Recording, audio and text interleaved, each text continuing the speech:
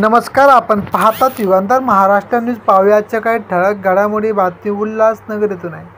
उल्हासनगरमध्ये पाण्याच्या समस्येने नागरिक हैराण. उल्हासनगरमध्ये पाण्याच्या समस्याविरोधात शिवसेना शिंदे गटाच्या पदाधिकाऱ्यांनी अतिरिक्त आयुक्त जमीर लेंगरेकर यांच्यासमोर समस्येचा पाढा वाचत निवेदन दिले आहे.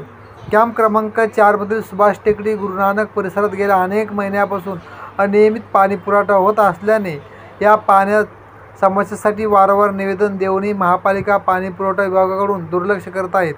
या पाणी समस्येमुळे नागरिक हैराण झालेत. 8 दिवसाच्या आत पाण्याची समस्या सोडवली गेली नाही तर महापालिकेच्या विरोधामध्ये मोठं आंदोलन केलं जाईल, असा इशारा शिवसेनेच्या पदाधिकाऱ्यांनी दिला आहे. मी सुभाष टेकडी शाखा संघटक संगीता विजय भंडारे. पाण्याच्या समस्येसाठी आज आम्ही महानगरपालिकेमध्ये आलेलो आहोत.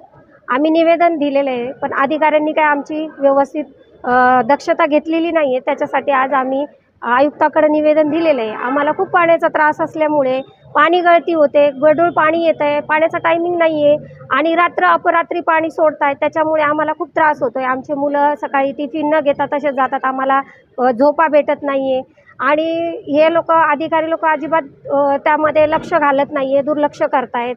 मग आता जर आम्ही निवेदन दिलं आहे, 8 ते 10 दिवसात जर त्यांनी निवेदन नाही आमचं मान्य केलं तर आम्ही शिवसेना पक्षातर्फे आम्ही आंदोलन करूया, आम्ही उपोषण करूया. आम्ही सगळी आमची टीम मिळून आम्ही उपोषण करणार आहोत. हेच आम्ही आता सगळ्या अधिकाऱ्यांना सांगतो.